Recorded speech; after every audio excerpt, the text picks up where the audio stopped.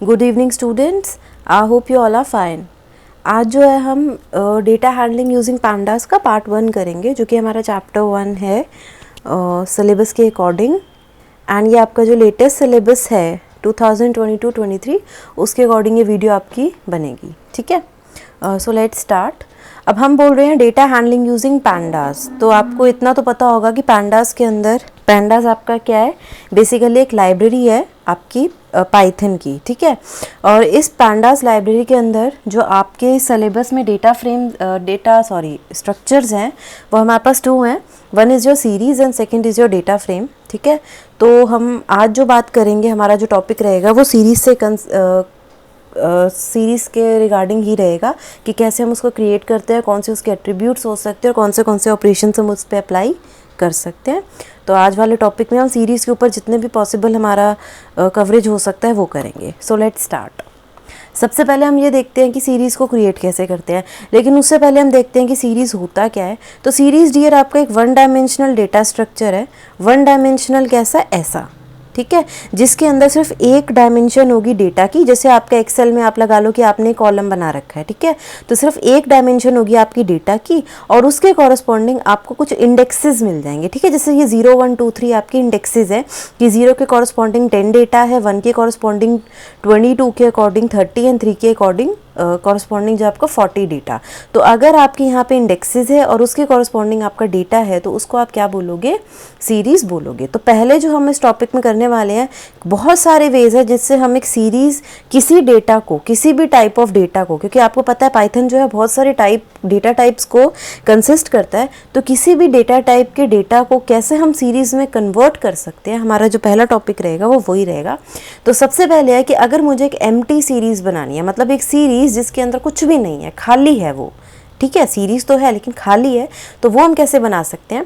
सबसे पहले आप जब भी कोडिंग करोगे तो आप लिखोगे इंपोर्ट पैंडास एज पीडी। तो इसका मतलब क्या, देखो पैंडास आपकी एक लाइब्रेरी है। अब लाइब्रेरी का मीनिंग होता क्या है, लाइब्रेरी बेसिकली ऐसे आप समझ सकते हो जैसे आपकी लाइब्रेरी में बहुत सारी बुक्स होती हैं, आप उनको रीड आउट कर सकते हो। उसी ढंग से पाइथन के सॉफ्टवेयर में सब कुछ ना डाल के हमने क्या किया, कुछ लाइब्रेरीज बना ली। अब उससे क्या होता है, जब उस लाइब्रेरी की नीड होती है, उस लाइब्रेरी के अंदर क्या होता है, बहुत सारे उससे रिलेटेड कुछ फंक्शंस हम डाल देते हैं। तो जब भी हमें नीड होगी हम उस लाइब्रेरी को इंपोर्ट करेंगे, मतलब बुलाएंगे, और फिर हम उसके फंक्शंस का यूज़ कर सकते हैं। अगर हमें उसकी नीड नहीं है तो हम उसको नहीं बुलाएंगे। उसका बेनिफिट क्या रहता है, जो हमारा एक्चुअल पाइथन का सॉफ्टवेयर है वो जो है वो उतना हैवी नहीं होता, ठीक है। आपकी जो मेमोरी उसकी जो वो है वो उतना हैवी नहीं रहता, तो उसका ये बेनिफिट हो जाता है। मेमोरी नहीं लेता, नहीं तो सॉफ्टवेयर इतना हैवी हो जाएगा कि आप कितनी हार्ड डिस्क लोगे और कितनी ही रैम लोगे, सीधी सी बात तो ये है। तो इसी वजह से हम जो है लाइब्रेरीज बनाते हैं। तो सबसे पहले हम क्या करने वाले हैं, इंपोर्ट करने वाले हैं पैंडास को, पैंडा को नहीं, पैंडास को। और उसके बाद मैंने लिखा है S P D. S P D का मतलब क्या है कि हम इस पैंडास, देखो मैं पैंडास एक लाइब्रेरी का नाम है, इस लाइब्रेरी के अंदर ही सब कुछ है। तो जब भी मुझे ढूंढना होगा तो मुझे बताना होगा कि भाई इस लाइब्रेरी के अंदर ये वाली चीज़ चाहिए मेरे को, इस लाइब्रेरी के अंदर ये वाली चीज़ चाहिए मेरे को। ये समझ में आ गया।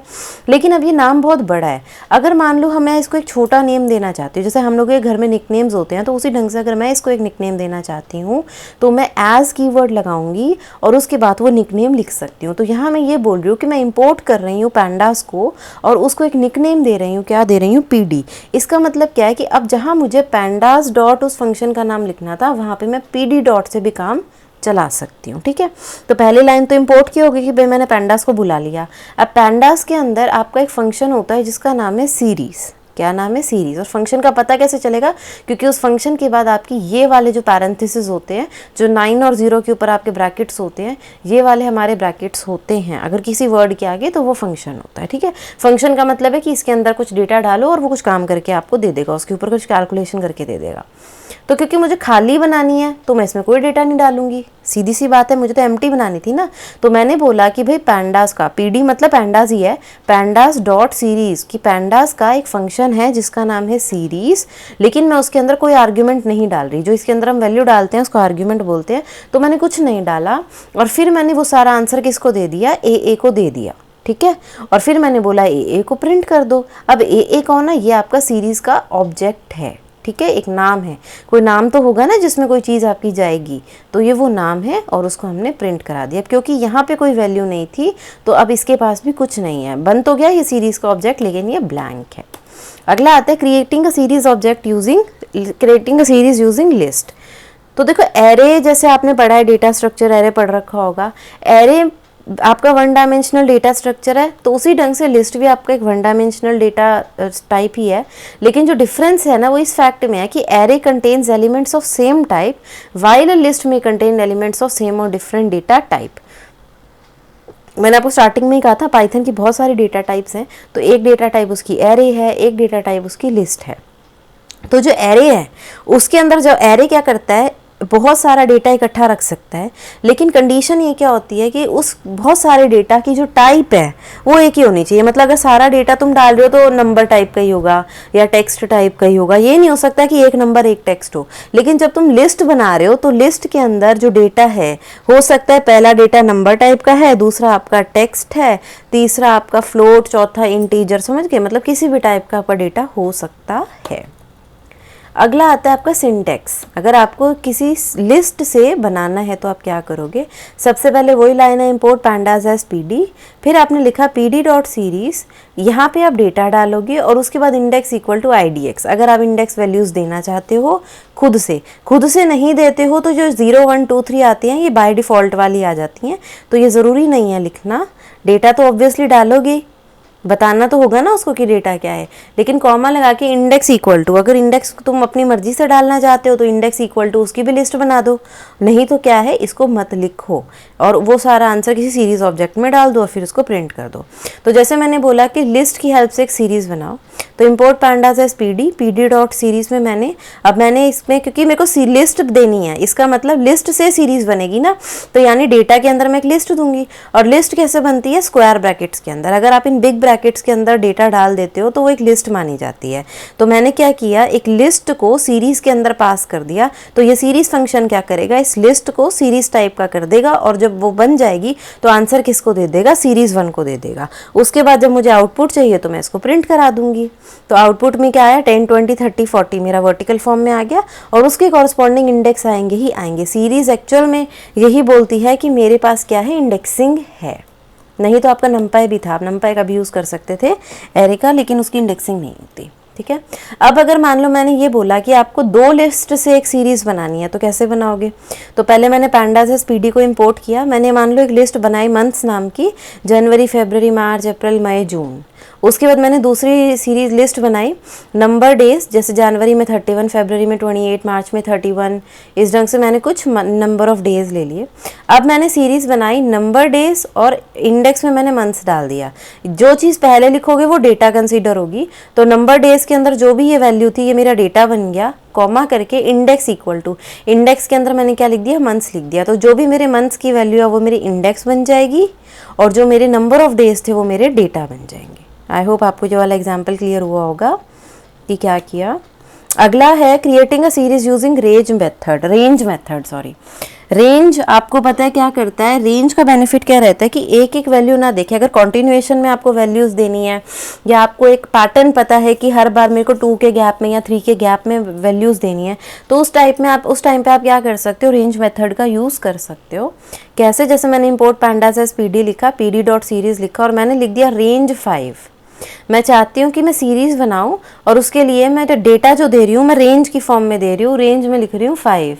तो जब मैं किसी फंक्शन के रेंज फंक्शन के अंदर अगर मैं कोई भी वैल्यू डालती हूँ तो वो 0 से स्टार्ट होती है और वो जो लास्ट वैल्यू होती है उससे एक 1 माइनस करके वहाँ तक का डेटा देता है। जैसे मैंने रेंज 5 लिखा ना, तो 0 1 2 3 4 करके मुझे डेटा देगा सीरीज़ बना के, और उसके कॉरस्पॉन्डिंग इंडेक्स तो आपको पता ही है 0 से स्टार्टिंग होती है, तो 0 1 2 3 4 आपकी ये इंडेक्स ऑटोमेटिक वाले आ गए।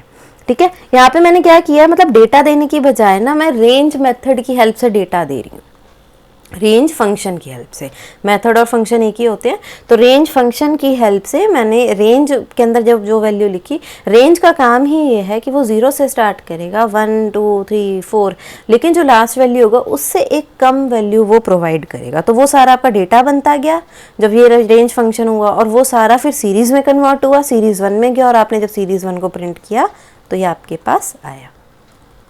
अब अगर मैं बोलूँ कि रेंज एंड फॉर लूप की हेल्प से अगर आप एक सीरीज़ को बनाओ, तो आपने एक इंपोर्ट पैंडाज एज पीडी किया, पीडी डॉट रेंज, तो रेंज में आपने डाला 1 15 और 3 मान लो ये डाल दिया, यहाँ तो रेंज मेथड आ गया। अब रेंज मेथड में मैंने पहले तो सिर्फ एक वैल्यू डाली थी, अब मैंने 3 डाल दी।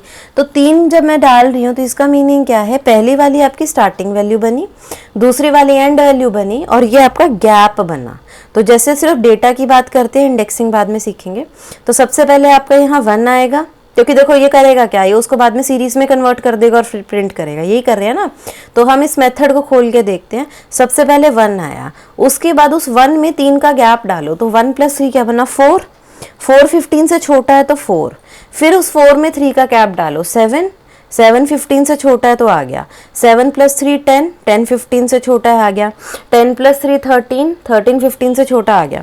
अब जब 13 + 3 किया तो 16 आया, 16 15 से बड़ा है। फाइनल वैल्यू 15 थी, और आपको पता है रेंज में ये 14 तक की रेंज बना सकता था, क्योंकि जो वैल्यू आप लास्ट में डालते हो उससे कम ही होती है।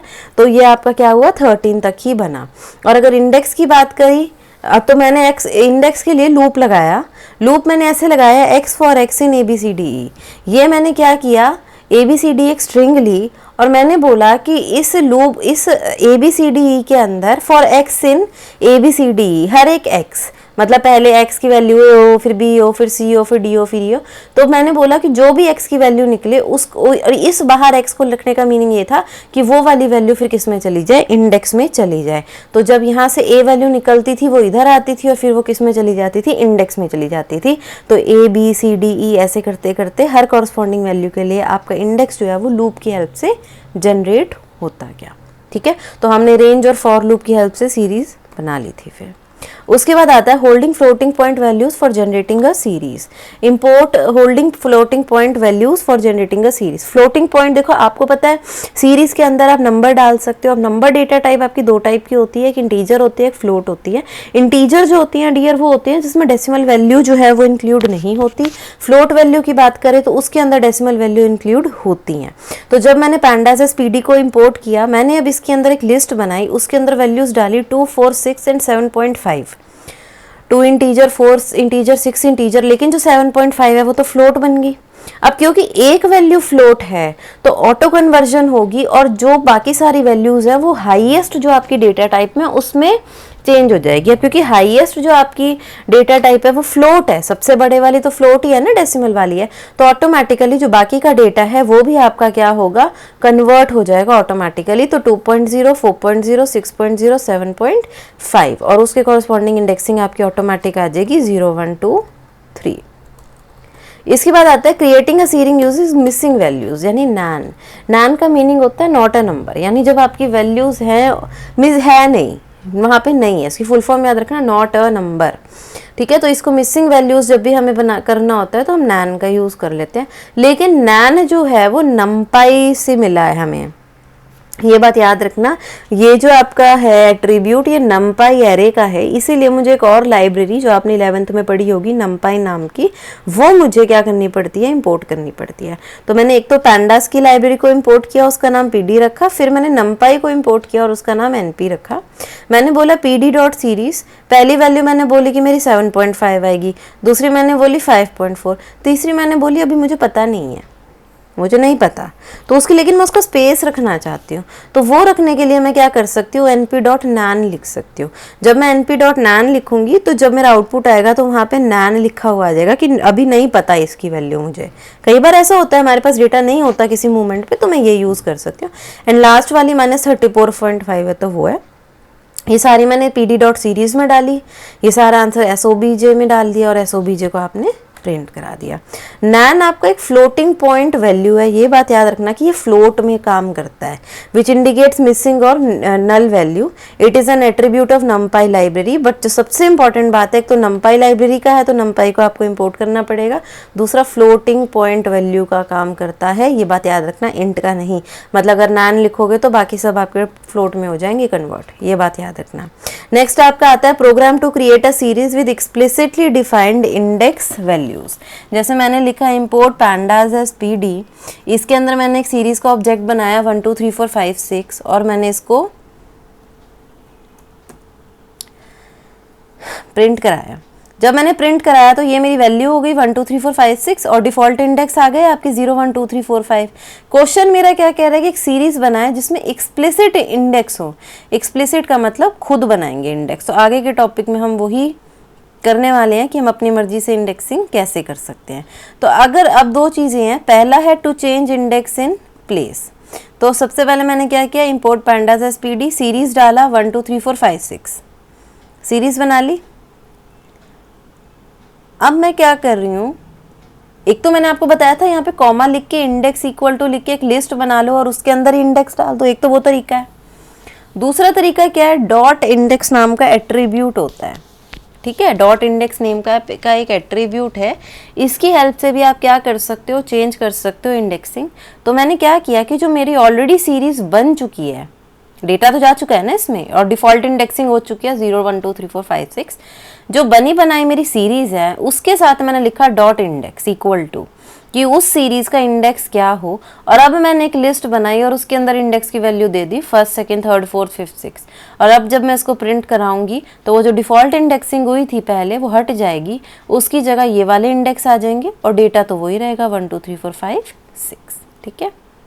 इसके अलावा क्या होता है, टू चेंज इंडेक्स, आपको ये जो मैं ऊपर पहले बोल रही थी कि आप ये भी कर सकते हैं, साथ में ही डॉट इंडेक्स इक्वल टू लिख के ABCD कर दिया, यहाँ डेटा दे दिया और बस प्रिंट कराओगे तो आपका आ जाएगा। ये कोड तो हम पहले भी कर चुके हैं। अब आता है असेसिंग डेट। अब ये वो जो मेथड्स थे वो सारे थे कि आप सीरीज को बना कैसे सकते हो, ठीक है। अब जो हमारा है assessing data from a pandas series, ये ज़्यादा इंपॉर्टेंट टॉपिक आता है अब आपका कि आप सीरीज को असेस कैसे करोगे। तो जो पहला मेथड है वो क्या है, to access single and multiple values based on index retrieving by label. जैसे मान लो मैंने इंपोर्ट पैंडास एस पीडी किया, एक मैंने ये बनाया पीडी डॉट सीरीज, डेटा दे दिया, इंडेक्स दे दिया ABCDE। अब ये देखना मैं क्या लिख रही हूँ और इसका नाम मैंने सीरीज 2 लिखा था, सीरीज के ऑब्जेक्ट का। अब मैं प्रिंट करा रही हूँ सीरीज 2 और उसके अंदर जो मेरी इंडेक्स की पोजीशन है मैं वो लिख रही हूँ D। अब D के कॉरस्पॉन्डिंग क्या था, देखो D लास्ट में थे तो D हो गया ना 40, तो D के कॉरस्पॉन्डिंग आपका क्या था 40 था। तो अगर आपको सिंगल वैल्यू असेस करनी है फॉर इंडेक्स पोजीशन तो आप ऐसे कर सकते हो, सीरीज का नाम लिखो, स्क्वायर ब्रैकेट लगाओ और इंडेक्स का नाम लिख दो, ठीक है। तो आपके पास उस इंडेक्स के कॉरस्पॉन्डिंग जो वैल्यू होगी वो मिल जाएगी। ये किस केस में है, जब लेबल का मतलब होता है यूज़र डिफाइंड इंडेक्स, जब आपने अपनी मर्जी के इंडेक्स लगा रखे हैं तो उस केस में आप क्या कर सकते हैं, वैल्यू निकाल सकते हैं। अब ये केस कब है, जब आपने एक वैल्यू निकालनी है, एक इंडेक्स का नाम दिया, एक वैल्यू उठ के आ गई सीरीज के केस में।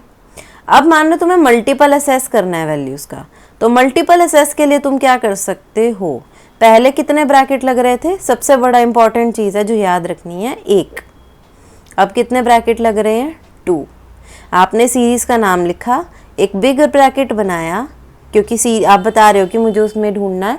अब जो सीरीज़ का ये जो ऑब्जेक्ट, ये जो सीरीज़ जब हम असेस करना चाहते हैं वैल्यूज़ को, एक्चुअल में प्रॉब्लम क्या है कि वो सिर्फ एक ही वैल्यू ले सकता है। जो ये बिग ब्रैकेट है इसके अंदर एक ही वैल्यू आ सकती है।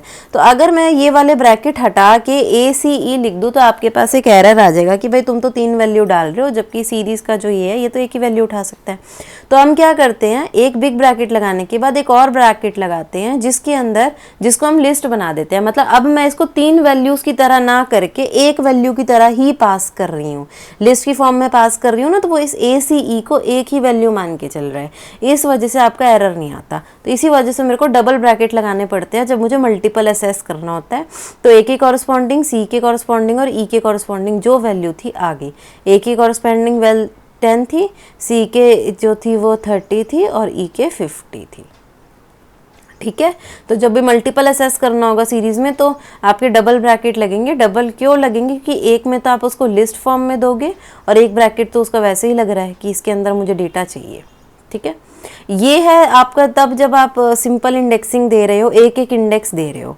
दूसरा मेथड आपका स्लाइसिंग है, इसके अंदर आप क्या कर रहे हो अभी दिखाते हैं, एक एक वैल्यू नहीं दे रहे, आप उसको एक रेंज दे रहे हो स्लाइसिंग में। जैसे मैंने पहले एक इंपोर्ट पैंडास एस पीडी करके एक सीरीज बनाई, 1 2 3 4 5 और इंडेक्स दिए ABCDE। और मैंने अब बोला कि S0, अभी देखो इंडेक्स मैंने ABCD दिए हैं, लेकिन आपकी डिफ़ॉल्ट इंडेक्सिंग हमेशा रहेगी। तो ये 0 1 2 3 4, तो 0 इसके लिए 1 है। तो अगर मैंने मान लो A लिखने की बजाय मैं यहाँ पे S0 भी लिख दूँ, तो ऐसा नहीं है कि कंप्यूटर डिफ़ॉल्ट इंडेक्सिंग भूल जाता है। डिफ़ॉल्ट इंडेक्सिंग के अकॉर्डिंग उसके लिए 0 पे 1 ही है, तो आपके आउटपुट में 1 आया, पहली चीज़ तो ये। लेकिन अगर मान लो मेरे को मल्टीपल असेस करना है, तो मल्टीपल असेस के लिए मैं क्या कर सकती हूँ, स्लाइसिंग का मेथड यूज़ कर सकती हूँ, जो रेशियो की फॉर्म में यूज़ होता है।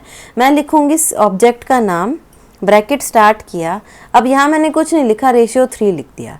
तो इसका मतलब है कि ये 0 से स्टार्ट होगा, यानी फर्स्ट एलिमेंट से स्टार्ट होगा, और कहाँ तक जाना है, इसको 3 तक जाना है। तो 3 तक ये नहीं जाएगा, ये जाएगा 2 तक। ये रेंज फंक्शन की तरह ही काम करता है। स्लाइस का मतलब होता है कि एक बहुत बड़ा डेटा में से मैं उसका कुछ हिस्सा निकाल रही हूँ। स्लाइस का नॉर्मली मतलब यही होता है ना, कि थोड़ा सा हिस्सा निकालना। तो मैं यहाँ पे स्टार्टिंग वैल्यू देती हूँ स्लाइसिंग में, एंडिंग वैल्यू देती हूँ, और कई बार मैं एक और रेशियो लगा के उसकी कौन सी वैल्यू दे देती हूँ, जैसे रेंज फंक्शन में देती थी ना गैप की वैल्यू, तो सेम वैल्यू मैं यहाँ भी दे सकती हूँ। तो जैसे मैंने यहाँ कुछ नहीं लिखा, तो ये 0 से स्टार्ट होगा। तो 0 पे आपका कौन है 1, फिर 1 पे कौन है 2, फिर 2 पे कौन है 3, और फिर थर्ड इंडेक्स को ये कंसिडर नहीं करेगा। तो यानी आपका जो फोर्थ वाला है वो नहीं आएगा। तो क्योंकि अब लेकिन आपके जो इंडेक्सिंग आएगी, क्योंकि आपने मानो यूज़र डिफाइन दे रखी है, तो ये वाली विजिबल होगी। चाहे माइंड में वो डिफ़ॉल्ट इंडेक्सिंग पे काम कर रहा है, लेकिन विजिबल आपको वही होगी जो आपने सीरीज़ के टाइम पे बना रखी है, ABC, और उसके कॉरस्पॉन्डिंग आपको डेटा दिख जाएगा 1 2 3। अगर मान लो मैं ये लिख दूँ S-3 रेशियो, ठीक है। तो अगर अब यहाँ पे क्या है, आपकी नेगेटिव इंडेक्सिंग आ रही है। कौन आ रही है? नेगेटिव इंडेक्सिंग, -3 से रेशियो तक। -3 रेशियो का मतलब है यहाँ से -1 -2 -3। आपको पता है पाइथन में दोनों टाइप की इंडेक्सिंग है। पॉजिटिव वाली तो 0 से चलती है, और नेगेटिव वाली -1 -2 -3 -4 -5 चलती है। तो -1 -2 -3 यहाँ पे आया, तो यहाँ से आपकी इंडेक्सिंग स्टार्ट हो जाएगी 3 4 5 पे। तो 3 4 5 और उसके कॉरस्पॉन्डिंग इंडेक्स क्या थे? CDE। इसके बाद मैंने बोला S, कुछ ना स्टार्टिंग वैल्यू दी ना एंडिंग वैल्यू दी, बस रेशियो दिया। इसका मतलब सारे एलिमेंट्स दे दो। ये तो मैंने बताया था स्टार्टिंग वैल्यू और ये एंडिंग वैल्यू होती है। जब कुछ भी नहीं दिया तो सारे ही एलिमेंट्स आ जाएंगे। उसके बाद आपका आता है, अब मैंने यहाँ पे ना डेटा और इंडेक्स लिख दिया है कि बार बार ऊपर क्या जाएंगे। मान लो मैंने लिख दिया S के अंदर 1:4 है, तो 1:4 के अंदर आपको क्या करना है, 4 को मैंने बोला था इंक्लूड नहीं करेगा, तो डिस्प्ले एलिमेंट्स फ्रॉम इंडेक्स 1 2 3। तो इसकी इंडेक्सिंग देखो 0 पे 1 है, नहीं आएगा, 1 पे 2 है, आएगा। देखो 0 1 2 3, तो 3 तक यही आएगा ना, 2 3 4 ये आ जाएंगे। उसके कॉरस्पॉन्डिंग BCD। स्टार्टिंग वैल्यू 1 थी, इंडेक्सिंग आपकी 0 से स्टार्ट होती है, ये आप पहले 11th में पढ़ भी चुके हो, तो वो इसको भी इंक्लूड नहीं करेगा। और लास्ट वैल्यू आपकी 4 है, तो वो उसको भी इंक्लूड नहीं करेगा इंडेक्सिंग में। तो 0 1 2 3 4 यहाँ आ रहा है ना, तो इसको भी इंक्लूड नहीं करेगा, बस बीच की वैल्यूज को इंक्लूड करेगा। उसके बाद आता है S रेशियो -1। तो ये आपको पता ही है, जब भी आपको लिस्ट को रिवर्स ऑर्डर में देना होता है, पूरी की पूरी उल्टा डिसेंडिंग ऑर्डर में लिस्ट देनी होती है, तो रेशियो -1 वाला कोड होता था आपका, है ना, रिवर्सा लिस्ट। और फिर ये है 0:2। अब इसका मतलब है स्टार्टिंग वैल्यू 0 है, लास्ट वैल्यू तक जाना है, और स्टेप वैल्यू क्या है आपकी 2 है। तो 0th पे आपको कौन मिल रहा था? 1 मिल रहा था, ठीक है भाई। अब 0 में फिर आप क्या ऐड करोगे? 2 ऐड करोगे, तो 0 + 2 2। तो अब आप देखो 0 1 2, तो 2 पे आपको कौन मिल रहा है? 3 मिल रहा है, आ गया। अच्छा 0 1 2, फिर 2 + 2 4, तो 0 1 2 3 4, तो उस पर आपको कौन मिल रहा है? 5 मिल रहा है, तो आपका आंसर आ गया। ठीक है, तो ये आपके थे कि जब आपको असेस करना होता है स्लाइसिंग ऑपरेशन से, मतलब अब आप मल्टी सीरीज की बहुत सारी वैल्यूज को क्या कर रहे हो? निकाल रहे थे, तो ये वो है। नेक्स्ट आपका आता है iloc and lock indexing functions. iloc and lock indexing functions. तो indexing can also be done using iloc and lock functions. Indexing and assessing, अभी तक मैंने आपको सिर्फ स्लाइसिंग ऑपरेशन से असेस करना सिखाया है। अब हम इंडेक्सिंग और असेसिंग का iloc और लॉक फंक्शन यूज़ करेंगे इसके लिए। iloc आपका कब यूज़ होता है? फॉर इंडेक्सिंग और सिलेक्शन, यानी ये इंडेक्सिंग या सिलेक्शन के लिए यूज़ होगा पोजीशन के ऊपर based. That is we have to specify integer index for selection by position. हमें पोजीशन का मतलब है कि आपको उसकी इन वैल्यू जो है वो इंडेक्स इंटीजर फॉर्म में बताना पड़ेगा। यहाँ देखो सीधा सा मतलब है, आई का मतलब ही इंटीजर लोकेशन है, कि आप जो उसकी लोकेशन बताओगे ना वो आपको न्यूमेरिक फॉर्म में बतानी पड़ेगी, 2th प्लेस पे या 3rd प्लेस पे या 4th प्लेस पे ऐसे, ठीक है। तो इसको आप पोजीशन बेस्ड इंडेक्सिंग भी बोलते हो। जैसे आप सीरीज डॉट आई लॉक और यहाँ पे रो नंबर या इंडेक्स रेंज बता दोगे। जो लॉक है उसमें आप इंडेक्सिंग या सिलेक्शन कर सकते हो on the basis of name, यानी मैं लेबल का नाम लिख सकती हूँ, ABCDE लिख सकती हूँ, तो इसलिए इसको लेबल बेस्ड इंडेक्सिंग बोलते हैं। बस सीरीज डॉट लॉक लगा के उस रो का नाम लिख देना। Iloc method does not include, अच्छा ये बहुत इंपॉर्टेंट पॉइंट है, आई लॉक का जो मेथड है वो इंक्लूड नहीं करता है लास्ट में एलिमेंट, लेकिन लॉक फंक्शन करेगा। हमेशा याद रखना जब भी यूज़र बेस्ड इंडेक्सिंग होगी ना लास्ट वैल्यू इंक्लूड होगी, लेकिन अगर आपकी न्यूमेरिक बेस्ड इंडेक्सिंग होगी, पोजीशन बेस्ड होगी, तो वो लास्ट वैल्यू को इंक्लूड नहीं करेगा। तो जैसे क्वेश्चन करते हैं, ये बहुत इंपॉर्टेंट पॉइंट है। जैसे मान लो मैंने लिखा इंपोर्ट पांडाज एस PD 1 2 3 4 5, मैंने डेटा डाला और इंडेक्स डाला ABCDE। अब मैंने बोला s.i लॉक और मैंने उसके अंदर बोल दिया 1:4, तो आई लॉक है, पोजीशन बेस्ड इंडेक्सिंग है, तो 0 1 1 का मतलब स्टार्ट यहाँ से हुआ, 2 3 4 4 को इंक्लूड नहीं करेंगे तो 1 2 3, तो 2 3 4 और BCD आ गए। लेकिन जब मैंने B/E बोला सेम ही चीज़, तो B ये था और E ये था। तो इंडेक्स जब आप लॉक फंक्शन यूज़ कर रहे हो और इंडेक्सिंग आपकी यूज़र बेस्ड है, तो उस केस में E भी आपका इंक्लूड होगा, तो BCDE आपका आंसर आएगा। होप आपको वो पॉइंट क्लियर हो गया जो मैं बताना चाह रही थी, कि आई लॉक में भी आप असेस कर सकते हो, सीरीज़ को तोड़ के थोड़ा सा डेटा निकाल सकते हो, लॉक से भी निकाल सकते हो, लेकिन आई लॉक के केस में आपको क्या करना पड़ेगा, लास्ट एलिमेंट को इग्नोर करना पड़ेगा, इसमें आपका इंक्लूडेड रहेगा। नेक्स्ट आता है आपका iloc will raise an index error if requested index does not exist और I is out of range. अगर आपने आई लॉक के केस में एक ऐसा इंडेक्स लिखा जो इंक्लूड ही नहीं हुए उसमें, तो फिर आपका क्या आएगा, एरर आएगा, और उसका नाम क्या होगा, इंडेक्स एरर। फिर आते हैं creating a series from scalar और कांस्टेंट वैल्यू। अब हम देखते हैं कि अगर मुझे किसी कांस्टेंट वैल्यू या स्केलर वैल्यू से बनाना है सीरीज को, तो कैसे बनाएंगे। इंपोर्ट pandas as PD लिखो, स्केलर का मतलब होता है एक कांस्टेंट वैल्यू, ठीक है। तो मैंने मान लो सीरीज में मैंने बोला कि मेरे को 15 55 वैल्यू रखनी है और बहुत सारे इंडेक्स मैंने रख दिए। तो जब तुम इसका आउटपुट करोगे, और फिर मैंने क्या किया, एक सीरीज 2 बनाई, उसमें मैंने रखा 55 और इंडेक्स रखा 0 1 2 3, दोनों को मैंने प्रिंट करा दिया। तो देखो वैल्यू एक है लेकिन इंडेक्स इतने सारे हैं, तो ABCDE 55 रिपीट हो जाएगा, ये स्केलर वैल्यू है। उसी ढंग से वहाँ पे भी इंडेक्स 0 1 2 3 थे और 55 वैल्यू थी, तो सेम वैल्यू रिपीट हो जाएगी, ठीक है। इंडेक्स आपके चेंज रहेंगे लेकिन वैल्यू रिपीट हो जाएगी। We can use range method for accessing each index position. तो रेंज मेथड की हेल्प से हम एक एक इंडेक्स की पोजीशन जो है वो असेस, वैसे भी मतलब कहना क्या चाह रहा है कि हम जो यहाँ पे ये लिख रहे थे ना 0 1 2 3 ऐसे करके कोड में, इसकी जगह मैं रेंज मेथड का यूज़ कर सकती हूँ। वो मैं आपको पहले एक्सप्लेन कर ही चुकी हूँ कि आपको स्टार्टिंग और एंडिंग पोजीशन और गैप देना है, वो अपने आप वैल्यूज़ बनाएगा उससे। तो नेक्स्ट प्रोग्राम हमारा उसी पे बेस्ड है कि मैंने लिखा PD डॉट सीरीज 10, मैंने वैल्यू लिखी, इंडेक्स में मैंने क्या किया, रेंज डाल दिया 0 से 3 तक, और फिर मैंने 15 वैल्यू लिखी और इंडेक्स में मैंने रेंज डाल दी 162 तक।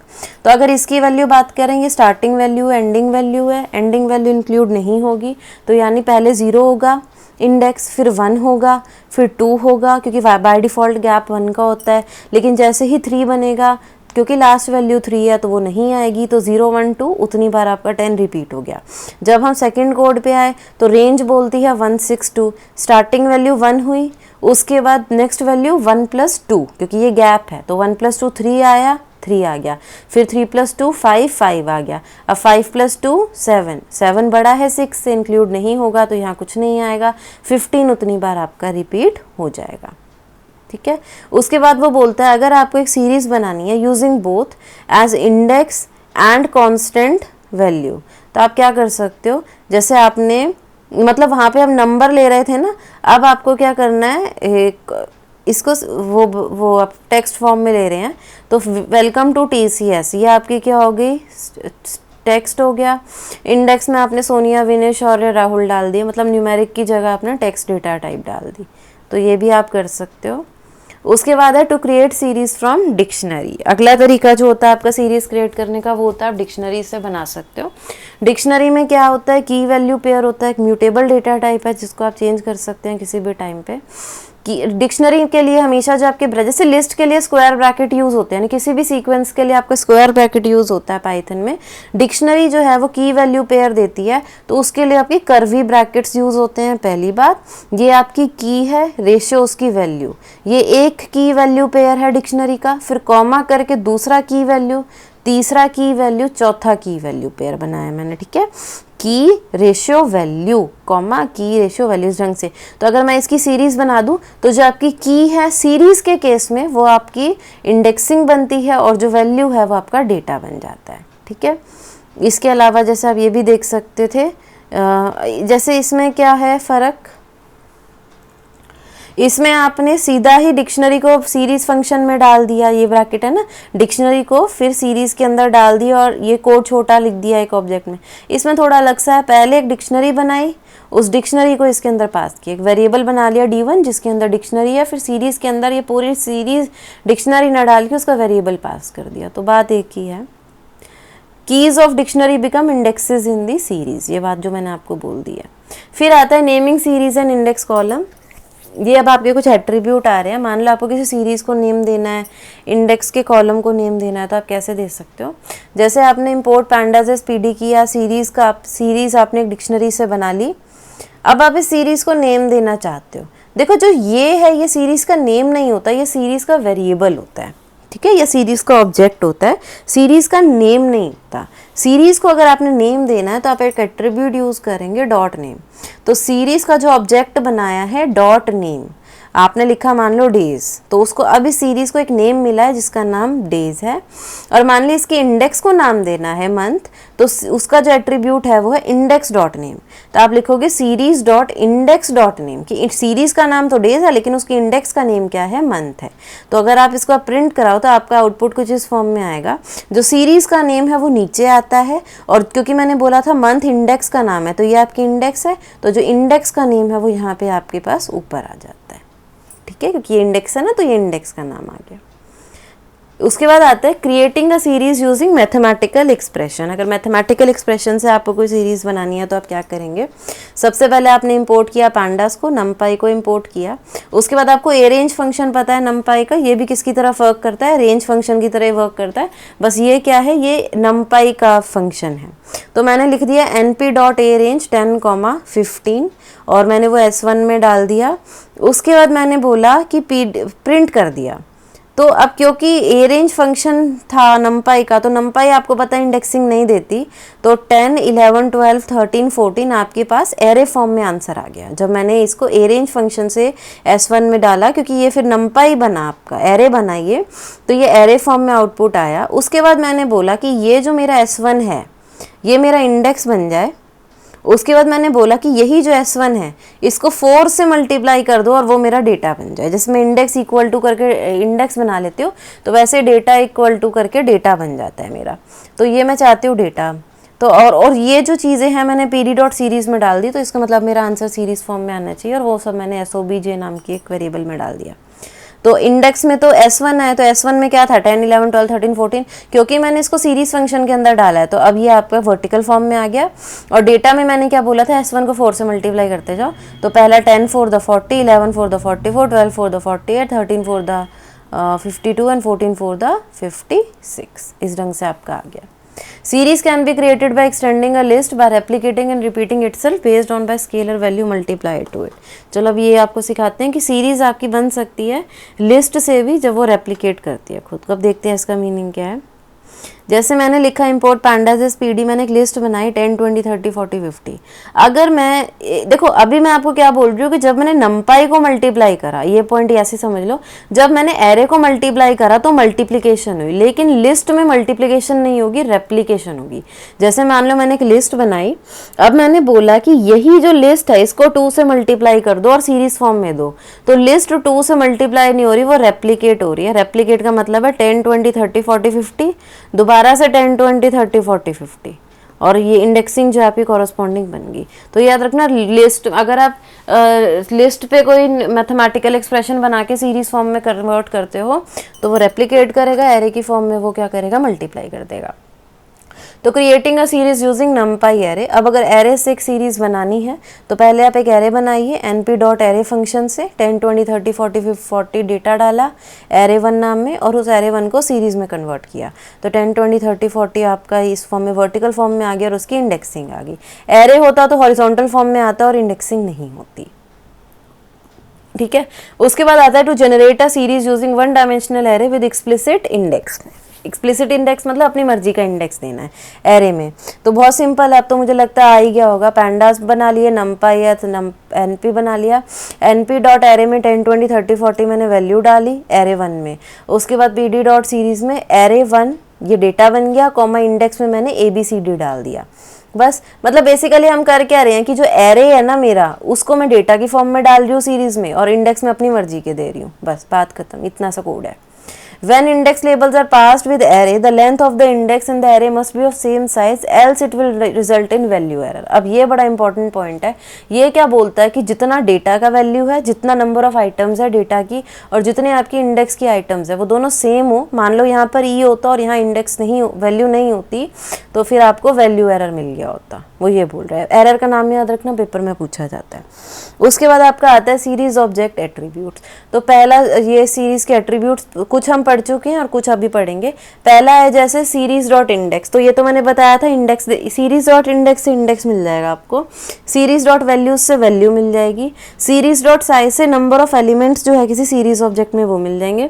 सीरीज डॉट हैज नैन क्या करेगा, रिटर्न ट्रू कर देगा अगर कोई नैन वैल्यू होगी। सीरीज डॉट एम्प्टी ट्रू देगा अगर वहाँ पे एम्प्टी सीरीज होगी, तो मतलब खाली है, कोई भी वैल्यू नहीं है। तो अब सारे ये जो हमने ऊपर पढ़े इनका एक एग्जाम्पल देख लेते हैं। जैसे इंपोर्ट पैंडासेस pd किया, pd डॉट सीरीज में मैंने रेंज फंक्शन लगाया और इंडेक्स से उसकी इंडेक्सिंग कर ली। अब मैं जब इसको मैं प्रिंट नहीं कर रही, अब मैं बोल रही हूँ कि प्रिंट कर दो s डॉट इंडेक्स, इस सीरीज का मुझे इंडेक्स दे दो। तो इंडेक्स तुमको ऊपर का कोड पता ही है, ABCD 5 इंडेक्स बनेंगे, तो वो यहाँ पे तुम्हें इंडेक्स दे देगा। अगर तुम सीरीज का नाम डॉट इंडेक्स लिखोगे तो इंडेक्स मिल जाएंगे। ऐसे अगर तुम बोलो s डॉट वैल्यूज, तो वैल्यूज में जो इससे कोड रन करने के बाद डेटा बनना था, जैसे पहले 1 आना था, फिर 1 + 3 4 आना था, फिर 4 + 3 7, फिर 7 + 3 10 + 3 13, यहाँ तक वह डेटा बनना था ना, तो वो डेटा आ जाएगा जब तुम s डॉट वैल्यूज लिखोगे। अगर मैं लिख दूँ s डॉट साइज, तो साइज के अंदर कितना डेटा आना था, देखो 1 2 3 4 5 आना था ना, तो साइज क्या बन गया आपका 5 बन गया। s डॉट हैज नैन, देखो नैन तो कोई वैल्यू नहीं है आपकी, इसमें सारों में ही वैल्यूज है तो इसलिए ही फॉल्स हो गया। और s डॉट एम्प्टी, आपको पता है कि खाली तो नहीं है आपकी सीरीज, तो इसलिए फिर से ये फॉल्स, क्योंकि इतना सारा डेटा है, बिल्कुल भी खाली नहीं है। अब आपका जो फंक्शन आता है हेड, ये बहुत इंपॉर्टेंट है, इसके ऊपर हर साल क्वेश्चन आता है। हेड एन नाम का फंक्शन होता है। हेड फंक्शन जो है सीरीज का फेचेस फर्स्ट n एलिमेंट्स, देखो कितने elements, first n from a pandas object. By default it is, by default अगर तुम n की वैल्यू नहीं डालोगे और हेड फंक्शन यूज करोगे तो जो टॉप 5 रोज होंगी ना सीरीज की, आपके पास वो निकल के आ जाएंगी, नहीं तो आपने जो n की वैल्यू डाली होगी उतनी आएंगी। टेल फंक्शन क्या करता है, नॉर्मली अगर टेल में n नहीं डालोगे तो लास्ट के 5 एलिमेंट्स देगा, नहीं तो अगर तुम n की वैल्यू डालोगे तो उतनी वैल्यूज नीचे से ये आपको दे देगा। तो अब देखते हैं इसका मीनिंग क्या है। जैसे मैंने लिखा import pandas as pd, series 1 is equal to pd dot series, मैंने डेटा बना लिया 10 20 30 40 50 और इंडेक्स मैंने डाल दिया ABCDE। ठीक है, तो अब ये आपकी सीरीज बन गई ABCDE और उसका डेटा बन गया।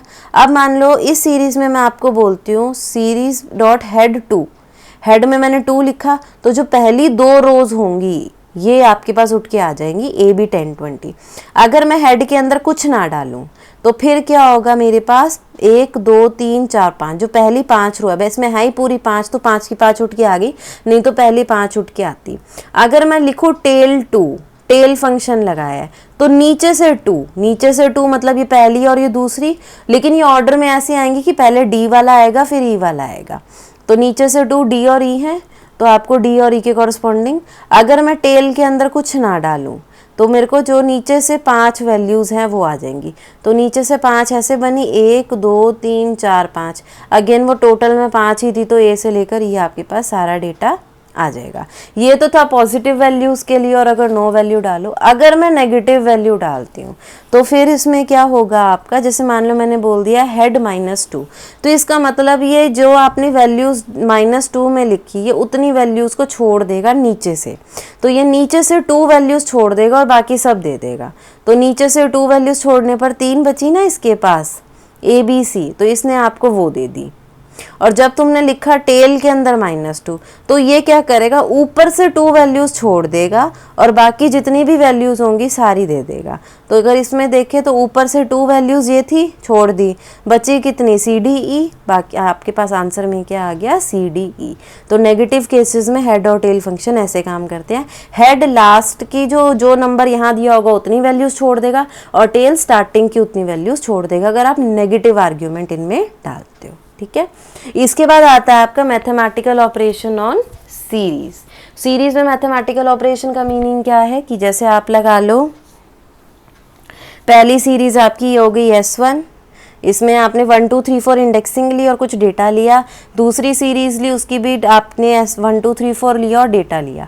अगर मैं बोलूँ S1 + S2 करो, देखो क्योंकि इंडेक्सिंग सेम है, 1 1 है, 2 2 है, 3 3 है, 4 4 है, तो 1 1 की वैल्यूज ऐड होगी, 2 2 की ऐड होगी, 3 3 की ऐड होगी, 4 4 की ऐड होगी। तो ये तो सिंपल एडिशन हुआ। अब मान लो मैंने एक S3 बनाया जिसमें 101 102 103 104 और इसमें 10 102 103 और 4 है। तो अगर मैं अब इनको माइनस करूं तो देखो 10 सबसे पहले चलो उससे 4 पे आ गया, 4 के कॉरस्पॉन्डिंग यहाँ पे कोई नहीं है इंडेक्स, है ना, तो 10 माइनस जब कुछ इंडेक्स उसको मिलेगा ही नहीं तो आंसर कुछ नहीं आएगा, नैन आएगा, नॉट अ नंबर आएगा कि यहाँ कुछ था नहीं, मैं माइनस किसको करता।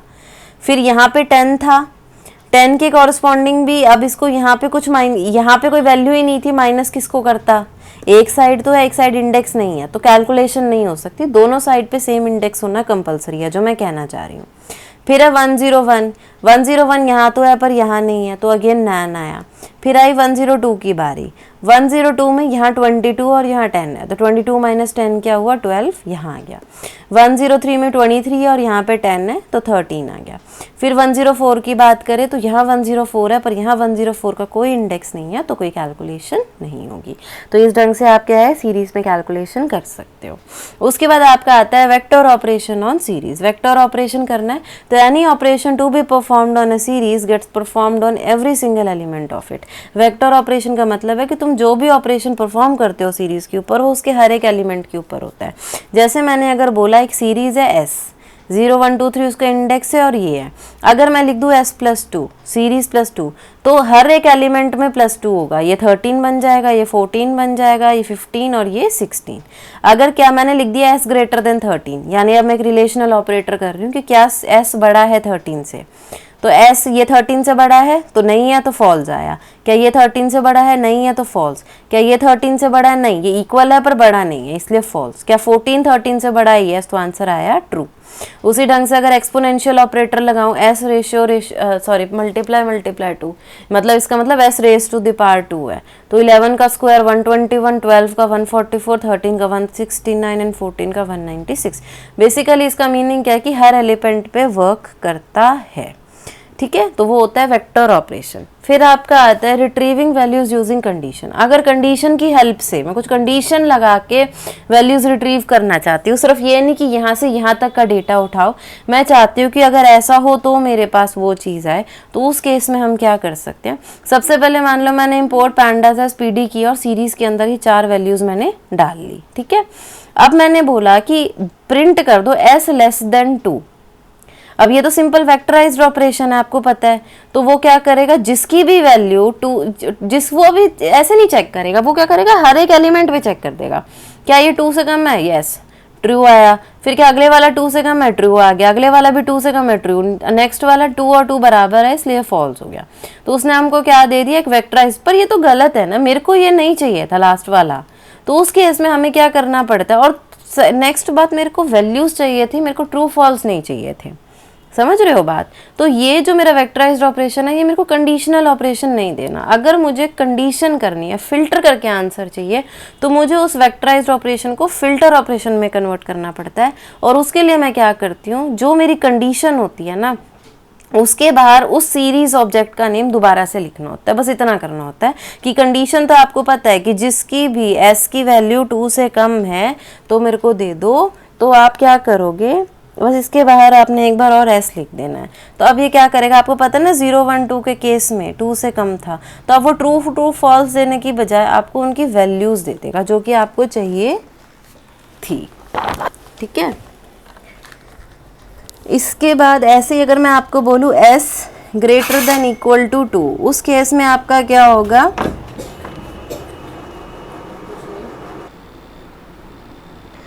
तो इस तो उसके बाद हमारा क्या चल रहा था, अगर मान लो मेरे को ये चेक करना है कि क्या मेरा s जो है वो ग्रेटर देन इक्वल टू 2 है, किस वैल्यू पे है। अगर मुझे ट्रू फॉल्स की फॉर्म में ना चेक करके सिर्फ ये चाहिए कि जहाँ पर भी मेरे सीरीज ऑब्जेक्ट 2 से या 2 के बराबर है या बड़ा है उसकी वैल्यू मेरे को चाहिए, तो पहले तो मैं कंडीशन लगा दूंगी, उस कंडीशन के बाहर बिग ब्रैकेट लगा के बस उस वेरिएबल का नाम दोबारा से लिख दूंगी, सीरीज़ का नाम दोबारा से लिख दूंगी। तो ये अब मेरा फ़िल्टर ऑपरेशन बन जाएगा, प्रॉपर मुझे उस वैल्यू पे आंसर देगा, ना कि मुझे ट्रू फॉल्स की फॉर्म में आंसर देगा। इसको आप फ़िल्टर ऑपरेशन बोलते हो। और अगर आप ये नहीं लगाते और सिंपल ट्रू फॉल्स के फॉर्म में आंसर आते तो उसका फैक्टराइज्ड ऑपरेशन बोलते हो। ठीक है, इसके बाद आपका आता है deleting elements from a series. अगर किसी सीरीज़ में से आपको डिलीट करना है एलिमेंट्स को, मान लो आपने एक सीरीज़ बनाई 1 2 3 4 एस नाम की, जिसमें डेटा दिया 10 20 30 40। अगर आपको डिलीट करनी है वैल्यू एट इंडेक्स 3, ये वाली वैल्यू आपको हटानी है, तो आप ड्रॉप फंक्शन का यूज़ कर सकते हो। एस डॉट ड्रॉप 3, मैंने क्या लिखा, क्योंकि ये मैनुअल इंडेक्सिंग है तो ये 3 नंबर की है, तो एस डॉट ड्रॉप 3, मैंने 3 लिखा, तो इस नंबर की वैल्यू अब आपकी क्या हो जाएगी, ड्रॉप हो जाएगी। मतलब आपको ड्रॉप फंक्शन याद रखना है। We can delete multiple elements also. मान लो आपको 1 और 2 इन दो इंडेक्सिंग पे डिलीट करने हैं, तो ड्रॉप फंक्शन के अंदर एक लिस्ट पास कर दो उन दोनों इंडेक्सेस की, 1 2 लिख दो, तो 1 2 आपके जो है वो डिलीट हो जाएंगे।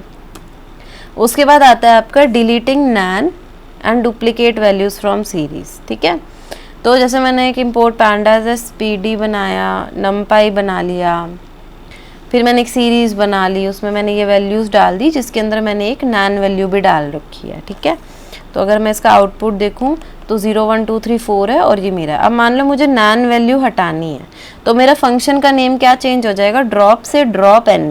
ठीक है, ड्रॉप एन का मतलब कि जो ये नैन वाली वैल्यू है, नैन नहीं लिखना, ड्रॉप एन लिखना है। तो सीरीज़ का नाम डॉट ड्रॉप एन लिख दिया, बस अंदर कुछ नहीं डालना। तो उससे क्या होगा कि जो भी एन वाली वैल्यूज़ होंगी वो ऑटोमेटिकली, जितनी भी होंगी सारी आपकी डिलीट हो जाएंगी खुद ही। अच्छा, ये बात याद रखना, वो डिलीट होने के बाद इंडेक्सिंग चेंज नहीं होती। अगर 2 वाला हटा है तो 2 वाला हट जाएगा, लेकिन बाकियों का इंडेक्स वही रहेगा जो पहले था। डुप्लीकेट्स हटाने हैं। डुप्लीकेट्स में जैसे आप ये लगा लो, आपकी जो 0th वैल्यू है और जो 4th वैल्यू है ना वो सेम है, तो आप ड्रॉप अंडरस्कोर डुप्लीकेट्स नाम का फंक्शन यूज़ करोगे, तो उससे क्या होगा, जो पहले वाली वैल्यू होगी वही कंसिडर होगी और उसके बाद वो वैल्यू जहाँ भी रिपीट हो रही है उसको वो डिलीट कर देगा। ठीक है, तो ड्रॉप अंडरस्कोर डुप्लीकेट्स नाम का आपका फंक्शन है तो उसके बाहर ये वाले ब्रैकेट्स आपके लगेंगे। फिर आता है आपका कंपेयरिंग द सीरीज़ को कंपेयर करना। तो जैसे आपके पास 2 सीरीज़ बनाई है आपने, एक ए बनाई एक बी बनाई, एक में 1 2 7 5 4 और एक में 4 8 9 5 10 है। दोनों को आपने प्रिंट करा लिया। अब आप बोलते हो कि चेक करो print A double equal to B और A greater than B. Double equal to का मतलब है कंपैरिजन ऑपरेटर की, क्या ए और बी इक्वल है, और दूसरे में कि क्या ए जो है वो बी से बड़ी है। तो देखते हैं, हमारा ए था बी ए था, तो देखो क्या अब वो हर एक इंडेक्स के लिए चेक करेगा, क्योंकि आपको पता है ना, हम ऊपर भी बढ़ चुके हैं कि जब हम सिंपल ऐसे क्वेश्चन देते हैं तो उसको फैक्टराइज्ड ऑपरेशन की तरह ही लेता है। तो जब मैंने लिखा a इक्वल टू बी, तो यहाँ पे 0 यहाँ पे 0, क्या ये इक्वल है, नहीं है, तो फॉल्स। फिर क्या ये 2 और 8 इक्वल है, नहीं है। 7 और 9 नहीं है। 5 और 5 ट्रू है, तो 3 इंडेक्स पे ट्रू आ रहा है, और फिर 4 और 10 भी आपका इक्वल नहीं है तो फॉल्स आ रहा है। ग्रेटर देन बी के लिए करें तो क्या 1 ग्रेटर है 4 से, नहीं है, तो फॉल्स। क्या 2 ग्रेटर देन 8 है, नहीं है तो फॉल्स। 7 ग्रेटर देन 9 है तो फॉल्स। 5 ग्रेटर देन 5 है तो फॉल्स क्योंकि वो इक्वल है। एंड 4 ग्रेटर देन 10 नहीं है तो फॉल्स। तो ये तो आपके सारे ही बने मतलब फॉल्स बने। तो ये क्या है कि अगर आपने 2 सीरीज़ का कंपैरिजन करना है, पूरी की पूरी सीरीज़ का, तो मैंने 2 सीरीज़ बनाई 2 वेरिएबल के अंदर, और उनके बीच में मैंने फिर कंपैरिजन ऑपरेटर्स आपके लगा दिए, और उसमें वो करेगा क्या, जो इंडिविजुअल इंडेक्सेस है उनके बीच में, यानी हर एक उस पे कंपैरिजन करेगा सीरीज़ के डेटा पे। तो क्लास आज का ये लास्ट टॉपिक था। आई होप आपको सीरीज़ का कॉन्सेप्ट समझ में आया होगा। Thank you.